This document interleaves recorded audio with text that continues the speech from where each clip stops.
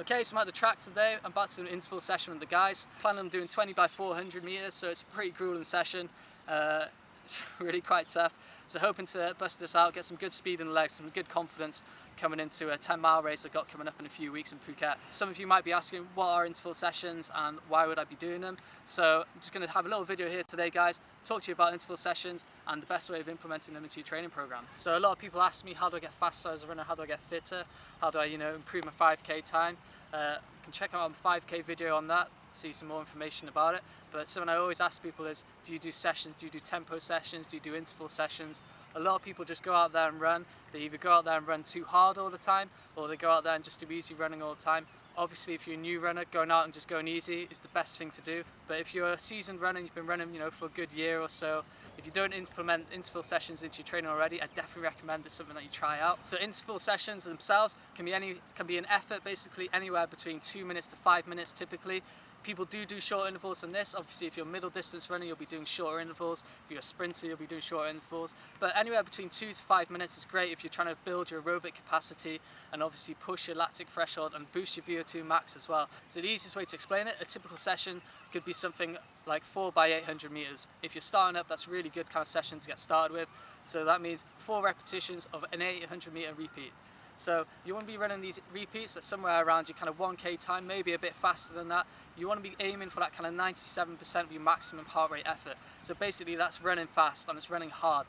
You'll probably be getting towards the end of the line when it comes to the end of that 800 meters rep, and you'll be feeling the lactic acid, you'll be feeling a slight burn, you're feeling exhausted, but you shouldn't be collapsing on the ground. It's not a race effort, you're not going absolutely all out. So when you're crossing that line, every bit of recovery time you have then between your repetitions is going to be worthwhile. So for a session like this, I recommend you have at least 2 minutes recovery, especially if you're new to this. You want to get that recovery in, keep walking, keep moving, jog if you can, but really easy. So as I said, it's short, intense efforts, followed by recovery, and then straight into your next interval. It will feel hard to start with, especially if you're new to interval training, but as you do more of these, as you do more sessions like this, you get used to it and you get stronger, and that's where you really start noticing the difference. It's not necessarily hitting repeats faster, it's feeling fresher every time you do it, so then obviously you can build more repeats onto that, or perhaps you can speed them up as well, and obviously you can change the sessions up. So there's no right or wrong way really when it comes to interval sessions, but obviously depending on what you're training for, there's obviously sessions that can be more specific and optimize the benefits towards this, because you're running a lot faster than you will in any of the sessions that you'll be doing. So a lot faster than tempo runs, a lot faster than any kind of steady runs that you'll be doing. These are kind of all out hard efforts, and they're really good for building that running economy, building your strength, your fitness, and your mental toughness as well. That's always something that I take away the most from interval training sessions.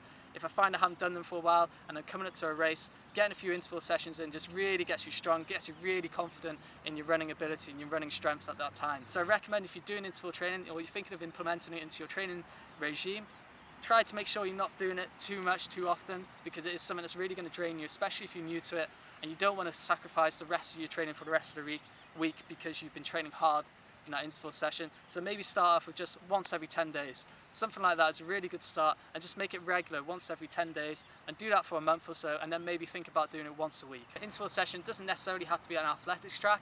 You can do it on grass, you can do it on sand, you can do it on dirt, on trail. Obviously you want to try and make it more specific to the race that you'll be racing at. So if you're a trail runner, you probably want to be doing a lot more on the trail. If you're a road runner, then you'll probably be doing a bit on the road, maybe a bit on the track, mixing it up. Obviously that makes sense to what you're training for. So the best way to get the most out of your interval training is to try and find a group. If you've got a good group around you, you can always push yourself a lot harder than you think you can, and you can always kind of maximize and make sure you're not going to give up on that session you've got planned. So obviously if things are feeling too hard or too tough, don't worry about changing your session up towards the end. You can always make repetitions slightly shorter or something like this. Perhaps you're not out to injure yourself, you're not out to burn yourself out, but you can have fun with it. So make sure, if you're going to be doing this kind of session, get a good warm-up in, at least 15 minutes easy jog. Do some drills. You can check out my video on that if you haven't seen it already. Just some simple drills to get yourself nice and warmed up. Make sure all the mobility, all the muscles in your legs are ready to go. And make sure you cool down at the end, guys, and do some stretching. This is something that's going to be really hard on your body, especially if you're not used to it. So realize it's going to take some time to develop, but it will definitely make you a better runner. So if you've got any questions or anything you're a bit confused about or want to know about implementing this into your training regime, or whether you think what a good session would be for yourself, get in touch with me at harryrunsuk@gmail.com. I'm more than happy to help you. 2400s, here we come.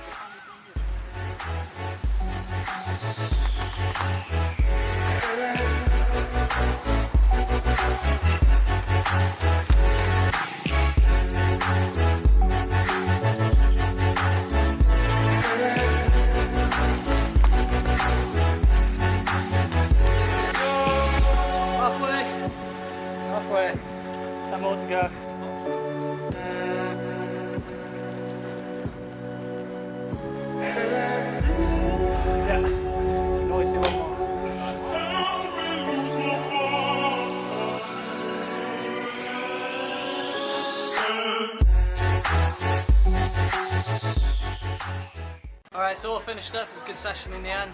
20 by 400s. Probably averaged around 69 seconds for each rep, so I'm really happy. It was a bit faster than I wanted to do, and I felt really comfortable, I felt really strong. Good strong performance by the guys, really good to train with them. Let me know if you've got any questions about interval sessions. Tried to cover as much as I could, but let me know guys, any comments, questions, let me know. Thanks for all the support I get, and subscribe to YouTube if you haven't already, and follow me on Strava, follow me on Instagram, and yeah, thanks for following along guys. Take care and happy running.